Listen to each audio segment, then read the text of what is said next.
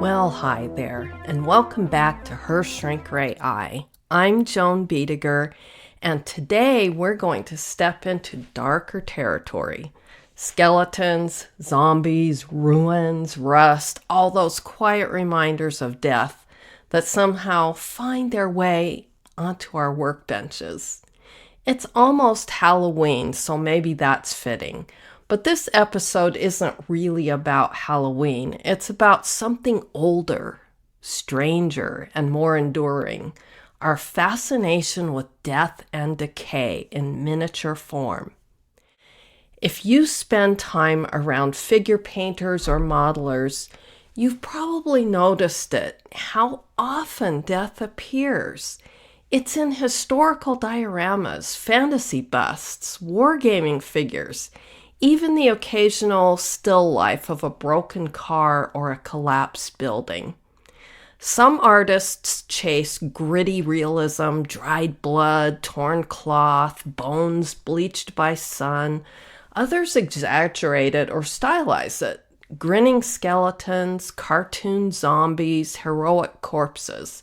However it's done, death seems to be a recurring guest in miniature art. Sometimes the dead are center stage, sometimes only implied.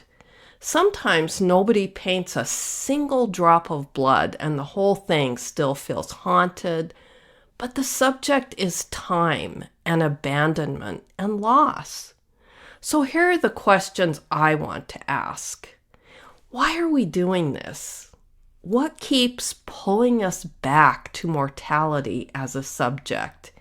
Is it just that skulls and zombies look cool, or is something deeper happening while we paint?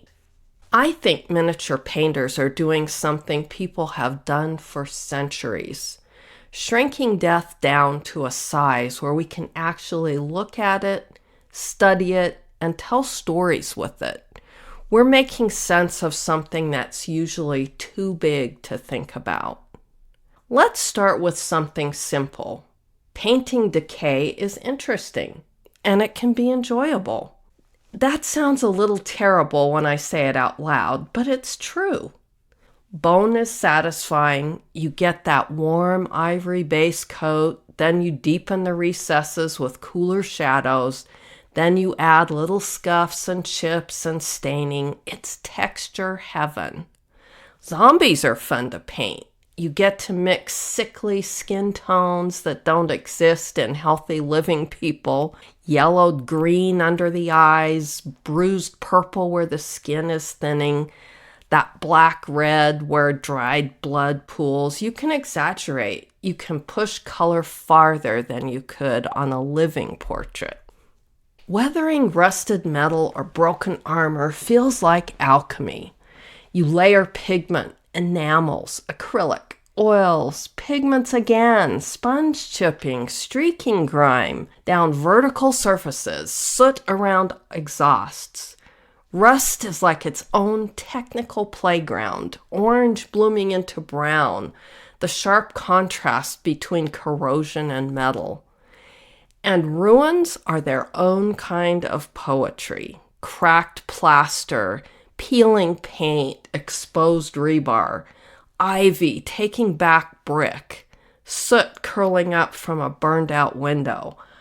Trying to paint something that dramatic, full size on a canvas, and it might feel over the top. But in miniature, it just works. The small scale seems to invite that kind of drama, and somehow it forgives it too. But that's only surface fascination. Underneath that, there's something else that feels important. Painting damaged, decaying, dead things lets us stop chasing perfect. And that is such a relief. If you're painting a flawless, heroic, idealized character, there's pressure. Smooth blends, symmetry, correct anatomy, youth, strength. You're rewarded for keeping it intact. If you're painting something that's already broken, you're allowed to lean into imperfection. You can scar that armor, crack the lens, tear the cloth, cloud the eye. You don't ruin it by roughing it up. Roughing it up is the point. The change in mindset does something to you while you're working. Instead of, how do I keep this flawless? It becomes, what happened to this person? When did the armor crack? Was that impact recent, or has it been like that a long time? Is this ruin abandoned, or is something still alive in there? You stop painting an object and start painting a story. And that is where this starts to get emotional. Because story is where mortality sneaks in. Mortality is baked into story. Ruin is evidence that time passed. Bone is evidence that a life was here. Rust is evidence that a machine served, was used, was left. I think that's part of the fascination. Decay is proof. Proof that something existed and proof that it didn't last. Let's look a little deeper at what's going on here. In real life, death is enormous. It's disruptive, it's not tidy, it's not scheduled, it doesn't ask permission, and it doesn't care about narrative arcs. It just arrives and knocks a hole in your life. None of us gets to direct it in the real world. But in miniature, on a base that's 2 inches square, you get to direct the ending. You decide if the fallen soldier looks at peace or in agony. You decide if the ruin is freshly bombed or long abandoned. You decide how much blood, or if there's any at all. You literally choose when the story stopped. That's not stylistic control. That's psychological control. There's research in social psychology, terror management theory, that basically says being aware that you're going to die is terrifying. We're the one species that fully understands in a conscious way, I end. That's a lot to carry around while you're also trying to make dinner and answer emails.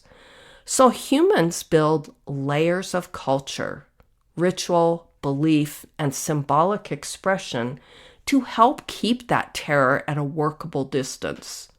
We create art, we tell stories. We build memorials. We make promises to ourselves about legacy and meaning. We make forms of order around the one thing that feels like pure chaos. Miniature work fits right into that. When you paint death at tiny scale, you're not denying it, you're rehearsing it in a way you can stand. That's a line I keep coming back to in my own head. In miniature, you can hold what you cannot hold in real life. You can hold a bust of a skeleton knight in your hand. You can turn it in the light and study it. You can ask, how did this happen, without being annihilated by the asking? That's not morbid. It's brave. It's coping. Child development theorists like Jean Piaget notice this in children. Kids act out frightening things in play because that's how they digest fear. The dragon gets slayed, the doll goes to the hospital and comes home better. The bad guy goes to jail. The story lands somewhere the child can emotionally tolerate. Adults don't stop doing that. We just get more elaborate and a lot quieter about it. When we make a diorama where a building is gone and only a wall remains, and there's scorched brick, twisted pipe, and scattered belongings, we're doing the adult version of that exact same thing. This is what destruction looks like. Let me walk around it safely. That safely is the key. We are building safe proximity to the worst thing we know is coming for us. And if we're being really honest, especially for those of us who have already experienced grief, personal grief, family grief. Sometimes we are not just processing the idea of death. Sometimes we are processing specific loss through fictionalized, controllable scenes. We're saying goodbye in code. We rarely admit that out loud in hobby spaces, but it's there. And that need for control isn't just emotional, it's biological. Our brains are wired to find safety and understanding. Now I want to layer in the brain part because it actually explains a lot of why this feels good instead of unbearable. When you handle something tiny, a 54 millimeter corpse figure, a skull sculpted into a bust, a ruined building, your brain shifts into high focus mode. Neuroscientists sometimes call this attentional narrowing or attentional tunneling. Your field of concern shrinks to the space right under your lamp. Your hands, the brush tip, the corner of the base. That alone changes how you experience heavy subject matter. Neuroscientists like Kevin Oshner and James Gross have studied what happens when we reframe something that might trigger fear or disgust. Normally, seeing something gruesome in real life would wake up that part of the brain that handles threat and alarm, and the insula which flags disgust. That's your survival wiring. That's dangerous. Step back. But with miniatures, two things happen. First, your higher reasoning areas, especially in the prefrontal cortex, step in and go, this is not real. This is paint. You're safe, which dials the panic way down. Second, because you're so focused and so physically involved, brush in hand, stabilizing your breathing, making deliberate micro movements, your brain starts feeding you a different chemical cocktail. You get mild adrenaline and cortisol at first, tiny little spikes of alert, but those quickly get blended with dopamine, the reward and satisfaction chemistry, as the piece takes shape. Your body goes from fight, flight, to fascinated and engaged pretty fast. That shift from revulsion to fascination is part of why we can stare at a corpse sculpt and think, wow, look at that bruising effect, instead of gagging. Your disgust response doesn't disappear, it gets redirected into analysis. Psychologist Paul Rozin has this phrase for it: benign masochism. It means enjoying safe versions of things that would normally repel or frighten you. Hot peppers, roller coasters, scary movies. You get a safe sting. You get to feel something sharp without being in real danger. Painting the dead can do that to a certain extent also. And that feeling, that pleasurable, safe intensity, often rolls right into what's called flow. If you've ever had an afternoon vanish at the bench and then looked up and realized you haven't moved your shoulders for 2 hours, you felt it. Flow is a state where time sort of falls apart and you're just inside the doing. Your attention locks in, your body calms, your breathing evens out because fine detail demands it. So here's the strange thing. You can literally sit there painting exposed bone and dried blood and feel calmer by the end than you did when you sat down. You walk away steady. That sounds contradictory to people outside the hobby, but it's not contradictory at all. Neurologically, it tracks. You processed fear in a controlled frame and got rewarded for doing it. There's more. Let's talk about awe. Awe is not just, that's cool. Psychologists studying awe Describe it as the feeling you get when you encounter something vast, vast in size or vast in implication. And you have to rearrange your sense of yourself to take it in. People feel awe in cathedrals, in canyons, but you can also feel awe looking into a diorama. This is again where Gaston Bachelard's phrase, intimate immensity, becomes useful, as we described it in the previous episode. He wrote about how small spaces can still feel infinite. A dollhouse room can hold a whole childhood. A small keepsake can carry decades of emotion. In our world, a 2-inch base can feel like a world that exists beyond the edge of the plinth. You look into it and feel that pull in your chest, that sense of there's more. That's awe at miniature scale. Now combine those states, safe fear, focus flow, and awe. That cocktail is powerful. That's why painting a grieving angel or a battlefield corpse or a collapsed building can feel weirdly meaningful instead of gross. You're activating fear, soothing it, expanding perspective, and embedding empathy all in one sitting. Let's talk about empathy for a second, too. Our brains carry something called mirror neurons. The simple version is when we see another person doing or experiencing something, a tiny echo of that experience lights up in us. It's why you flinch when you see someone cut their finger. It's why you soften when you see someone cry. Miniatures can trigger that, but in a very contained way. A figure slumped against a wall might not be real, but your brain still reads posture. It still reads surrender or exhaustion. You get a small, survivable flicker of compassion. You're literally practicing empathy at a scale you can emotionally handle. That's actually kind of incredible. We are building little instruments that exercise empathy. Put all of this together and you can see why death in miniature is so compelling. The insula triggers disgust, but context turns it into fascination.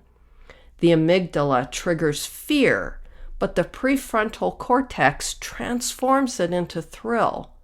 The default mode network triggers awe, shrinking the self while expanding meaning. The curiosity circuits drive us closer to paradoxes, rewarding us for engagement. And the mirror neuron system allows us to feel empathy in miniature doses, literally. What emerges is richness. Miniatures of death aren't just paint and resin. They're neurological machines for wonder, fear, curiosity, and care. They let us play with mortality across multiple brain systems at once, producing an experience that is unsettling and deeply satisfying at the same time. So the next time you find yourself hunched over a skeleton bust or a diorama of ruins, consider what your brain is doing. You're engaging the ancient architecture of awe and fear, disgust and curiosity. You're staging a neurological ballet in which mortality is both feared and embraced. And perhaps that's the greatest irony of all, that by painting death in miniature, we light up the very circuits that make us feel vividly, joyfully alive. And I think this matters because it's part of why, for some of us, these so-called macabre subjects don't feel like gross out horror. They feel tender, they feel respectful. Now I want to pull back and look at the longer arc, because none of this is new. We're part of a very old conversation. Medieval Europe gave us boxwood prayer beads that opened up to reveal microscopic scenes of crucifixions, martyrdoms, and skeletal saints. You'd hold them in the palm of your hand and contemplate suffering in private. Death was handheld, literally. 17th century Dutch vanitas paintings put skulls, extinguished candles, rotting fruit, and wilting flowers on a tabletop and basically said, "Look, everything ends. Sit with that." These weren't giant murals in cathedrals. These were modestly sized paintings meant for someone's home. Mortality as daily practice. 19th century France gave us the Diableries, tiny diorama scenes of skeletons carrying on in hell, and hell looked suspiciously like everyday French society. The skeletons were drinking, gossiping, marching, sometimes mocking politics and religion. It's hilarious and also very honest. Death becomes a costume you can use to tell the truth. Then in the 1940s, Frances Glessner Lee built her nutshell studies of unexplained death. 1 to 12th scale dioramas of real crime scenes used to train homicide investigators. These were not horror props, they were teaching tools, built with painstaking domestic craft, wallpaper, rugs, lamps, and yes, bloodstains. Each depicted a complete miniature mystery down to working locks and tiny bullet holes. Lee's work fascinates me because it merges two worlds, domestic craft and forensic science. She used the skills society dismissed as women's work, sewing, decorating, dollhouse making, to train homicide detectives. She turned empathy and precision into instruments of truth. I want to linger on Frances Glessner Lee for a moment and on women's work in general, because I think this matters and it's an interesting viewpoint. For centuries, women have made small, careful, intimate work that deals directly with mortality. Mourning embroideries, lockets containing a loved one's hair, needlepoint memorial samplers, little wearable reliquaries with bone or ash. All these things lived in the domestic world and were therefore considered sentimental instead of serious. But if you really look at them, they're forensic, they're documentary. This person existed, this grief is real, this memory is mine, and you don't get to tell me it's too much. That's not sentimental, that's defiance. Frances Glessner Lee is part of that same lineage. She took the dollhouse, the symbol of safe, contained, feminine space, and turned it into a crime lab. She said to a room full of law enforcement officers, "You will look, you will pay attention, you will not dismiss this death because you think you already know the story." There's something profoundly subversive in that. The feminine eye usually brings empathy and intimacy to subjects often treated with detachment. Small-scale art has always carried this quiet resistance. For women, miniaturization has been a way to make meaning out of what the world dismissed as decoration. Maybe that's why so many of us find comfort in painting these small, dark worlds. There's power in the steady hand and the quiet act of bringing light to forgotten things. Through the feminine hand, the macabre becomes something else. Not horror, but care. When you think about it, that same balance, care and darkness, empathy and fear, runs through all our encounters with death in miniature. Whether it's a mourning sampler or a forensic diorama or a fantasy bust, we keep returning to that edge where beauty and dread meet. Let's talk about the beauty of decay and ruin. Weathering is one of those topics where miniature painters light up. I know I do. People will trade recipes for the right rust the way bakers trade pie crust recipes. Pigment mixes, stippling techniques, ways to get that streak where rain has dragged corrosion downward over time. Why do we love that so much? Part of it is visual pleasure. The brain loves irregular surfaces, layered color, texture. Our visual system is built to notice variation because variation meant this matters in evolutionary terms. Perfectly clean armor is less interesting than chipped, sun-faded, smoke-stained armor because the damaged armor contains a history. You can read it like a diary, but part of it is philosophical. In Japanese aesthetics, there's this idea of wabi-sabi, beauty in impermanence, beauty in weathering, beauty in the way something carries its age honestly. Western Romantic painters felt that too.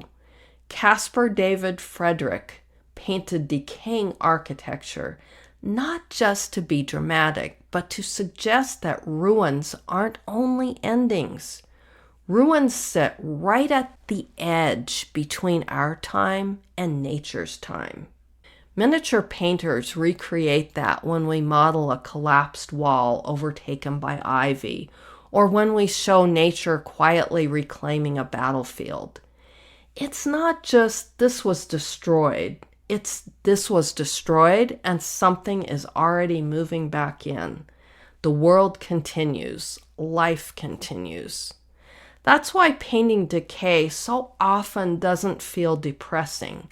Weirdly, it can feel reassuring.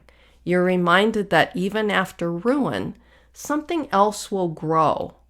When people call rust beautiful, they mean it. They're not being edgy.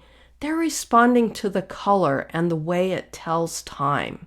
Rust is iron meeting oxygen. It's chemistry turning into narrative. It's literally transformation made visible.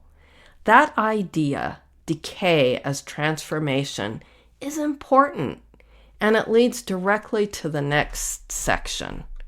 We should talk about restraint, because there is a difference between using death to tell a story and using death as decoration. And this is where miniature work can drift into something that can make death feel cheap if we're not paying attention. Skulls piled everywhere, blood splashed across everything, corpses turned into little more than set dressing. That's not automatically bad, but it is worth asking, what am I asking the viewer to feel? Am I honoring the cost of whatever happened in this scene? Or am I just adding edgy flavor to make it look intense? Intention matters. There's also who gets depicted. Most dead bodies in miniatures are male and usually combatants, soldiers, warriors, bounty hunters, orcs, monsters. It's a little more rare to see the death of a civilian or a woman or a child. And when you do, it lands completely differently. It stops being mythic and becomes personal. People can get uncomfortable. They look away faster. I don't think the answer is never go there. I think the answer is, if you go there, understand you're stepping into very real emotional territory.